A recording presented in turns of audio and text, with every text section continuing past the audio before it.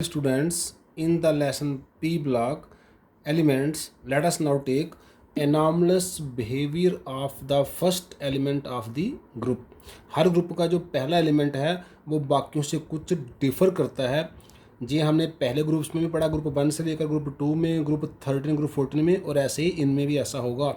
ऐसा इसलिए होता है because difference is due to small size. First element का साइज़ काफ़ी स्मॉल होता है, उसकी इलेक्ट्रोनेगेटिविटी हाई होती है, एंड उसमें non availability of vacant d orbital होता है, जिससे वो अपने शेल को एक्सपेंड नहीं कर सकता है। ये सभी ग्रुप्स में ये कॉमन पॉइंट्स हैं। जैसे हम अगर ग्रुप 15 की बात करें तो नाइट्रोजन जो है N2 डायटोमिक गैस है, अदर जो इसके मेंबर हैं वो पॉलीएटॉमिक सॉलिड्स हैं। Nitrogen can form p pi multiple bond, जैसे double bond, triple bond, but other ऐसा नहीं करते हैं। हाँ, phosphorus can form to some extent, लेकिन वो इतने स्टेबल बॉन्ड नहीं होते हैं।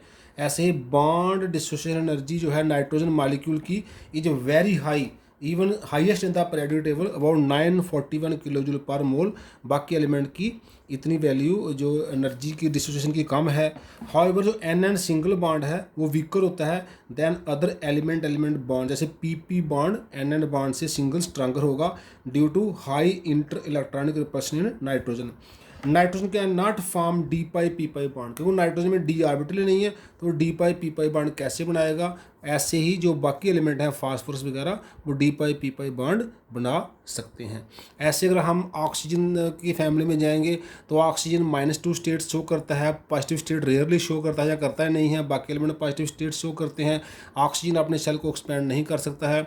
ऐसे अगर हम हैलोजन में जाएंगे तो हैलोजन जो है एफ जो है वो है तो सारे डायटोमिक हैं, लेकिन फ्लोराइड की जो ऑक्सीडेशन नंबर होता है वो हमेशा -1 होता है, बाकी वालों का +1 भी होता है। इस तरह से non availability of d orbital जो है वो मोस्ट ऑफ द डिफरेंस बनाती है of the first element from the other elements, as well as उनका स्मॉल साइज होता है, हाई इलेक्ट्रोनेगेटिविटी होती है।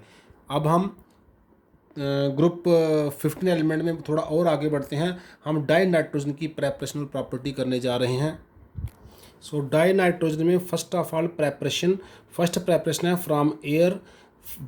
इन लार्ज स्केल हम इसको एयर से ही एक्सट्रैक्ट करते हैं by fractional distillation of air in fractionality columns. हमें क्या होता है जब हम इसको पहले कूल कर लेते हैं, वह नाइट्रोजन जो है हमें मिल जाती है due to its lower boiling point. जब हम इसको कूल करके थोड़ा सा टेम्परेचर को बढ़ाते हैं तो जैसे 77.2 केल्विन को टेम्परेचर क्रॉस करेगा, हमें नाइट्रोजन गैस जो है वो फ्रैक्शनलिटी कॉलम से बाहर आ जाएगी, लीविंग बिहाइंड ऑक्सीजन जिसका कि बॉइलिंग पॉइंट 90 केल्विन है।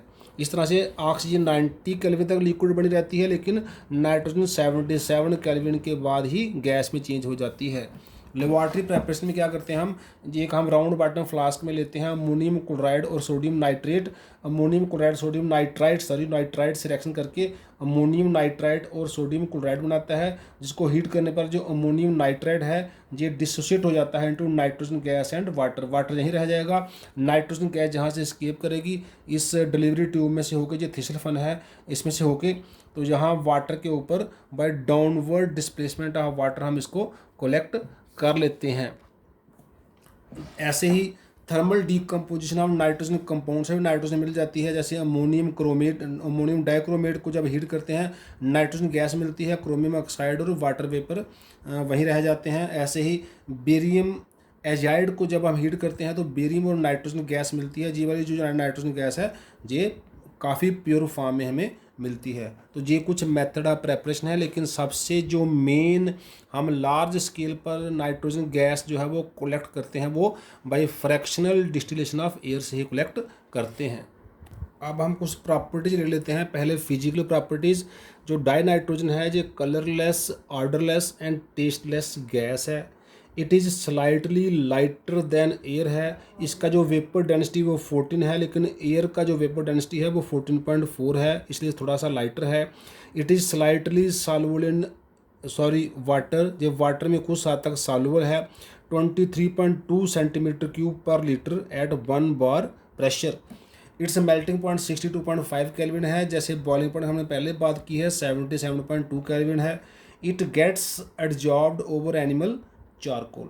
अब केमिकल प्रॉपर्टी की जहाँ तक बात है, नाइट्रोजन ये जनरली इनर्ट, ये रिएक्शन नहीं करता है एट रूम टेम्परेचर। उसका कारण क्या हो सकता है? Because there is triple bond between two nitrogen atoms, and जैसे हमने पहले भी बात की, बॉन्ड डिसोसिएशन एनर्जी जो है इसकी वेरी हाई है, 941 किलो जूल पर मोल, जो इसलिए आसानी से हम एन के बॉन्ड को तोड़ नहीं सकते हैं। लेकिन at high temperature only the bond dissociate हो जाता है और रिएक्शन परफॉर्म कर सकता है। So at high temperature only the bond dissociates to perform reactions. अब हम इसकी कुछ रिएक्शन ले लेते हैं। तो पहले विद मेटल्स, इट जो डाई नाइट्रोजन है reacts with highly electropositive metals like lithium, magnesium वगैरह टू फॉर्म नाइट्राइड्स। जैसे लिथियम के साथ होगा Le3n, लिथियम नाइट्राइड, क्योंकि लिथियम की वैलेंसी 1 है, नाइट्रोजन की 3 है, 3 जहाँ 1 जहाँ। ऐसे मैग्नीशियम नाइट्रोजन के साथ मैग्नीशियम नाइट्राइड सब हीट करने पर बनते हैं। एल्युमिनियम और नाइट्रोजन के साथ एल्युमिनियम नाइट्राइड, एल्युमिनियम का 3 वैलेंसी, इसका भी 3 3 3 कैंसिल, इसका 3 इधर, इसका 2 इधर, Mg का 2 वैलेंसी होता है। कंपाउंड का फार्मूला एज पर वैलेंसी बनेगा, लेकिन लिथियम से लिथियम नाइट्राइड, मैग्नीशियम से मैग्नीशियम नाइट्राइड, एल्युमिनियम से एल्युमिनियम नाइट्राइड। ये जो नाइट्राइड हैं, on treatment with water these nitrides get hydrolysed. जैसे मैग्नीशियम नाइट्राइड की हमने एग्जांपल ली है, और इसमें वाटर के साथ इसको ट्रीट करेंगे तो मैग्नीशियम हाइड्रोक्साइड बन जाएगा और अमोनिया जो है वो रिलीज हो जाएगा। With non metals like hydrogen and oxygen जो है generally covalent compound are found. जैसे नाइट्रोजन और हाइड्रोजन की बड़ी कॉमन रिएक्शन है एट 773 केल्विन और more than 200 atmosphere pressure ammonia बनता है, जो हम हैबर्ज प्रोसेस में इस चैप्टर में भी करेंगे। ऐसे N2 का O2 के साथ at very very high temperature 3273 kelvin पर जो हम इलेक्ट्रिक आर्क स्ट्रक करके पैदा कर सकते हैं, तो नाइट्रिक ऑक्साइड बनता है। ऐसे ही with compounds like aluminium oxide या कैल्शियम कार्बाइड से रिएक्शन हो जाता है।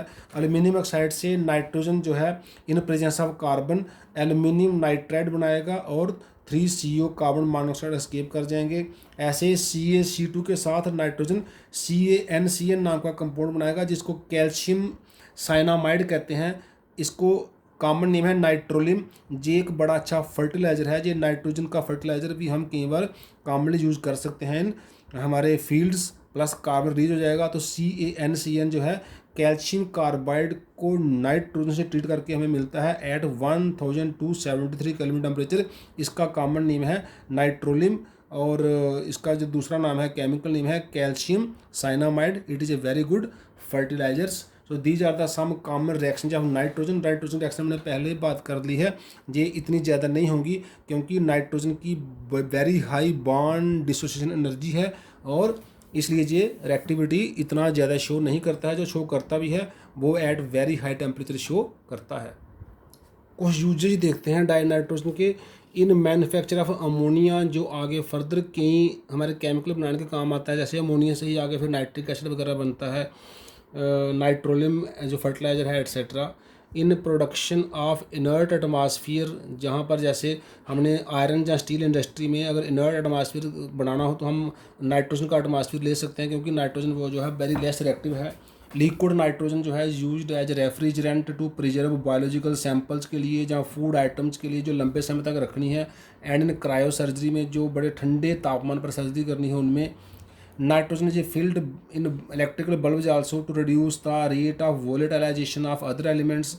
इन कैंड फूड जो होते हैं stuff, the empty space is filled with nitrogen. जैसे कि हमारा चिप्स के पैकेट होते हैं, उसमें जो एम्प्टी स्पेस है वो नाइट्रोजन गैस से भरा होता है, क्योंकि जो नाइट्रोजन वेरी लेस रिएक्टिव है और जी हमारे फूड स्टफ़ को उसमें सेव करके रखती है। तो ऐसे इसके बहुत सारे यूजेज हैं। जनरली सबसे इसका मेन यूज है अमोनिया और नाइट्रोलियम फर्टिलाइज़र बनाना, जहाँ अमोनिया कंपाउंड बनाना, जिससे फर्दर बड़े सारे कंपाउंड बनते हैं।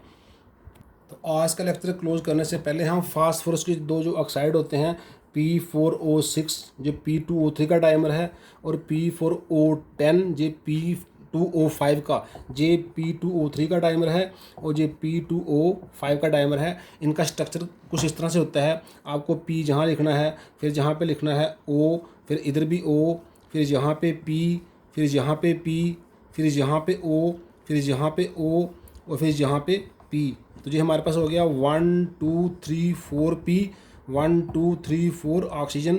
जो फिफ्थ ऑक्सीजन है वो इस P के साथ अटैच है, और जो हमारे पास सिक्स्थ ऑक्सीजन है वो इस O और इस P के साथ अटैच है। ये कुछ क्राउन शेप स्ट्रक्चर है P4O6 का। और जहाँ तक P4 और 10 की बात है, आपको ऐसा स्ट्रक्चर बनाना है, लेकिन हर एक P के साथ डबल बॉन्ड O अटैच कर देना है, तो ये हो जाता है P4O10। तो P4O6 के लिए POO फिर PP फिर OO फिर P और एक O जो है वो मिडिल वाली और लास्ट वाली P के साथ डायगनली अटैच है।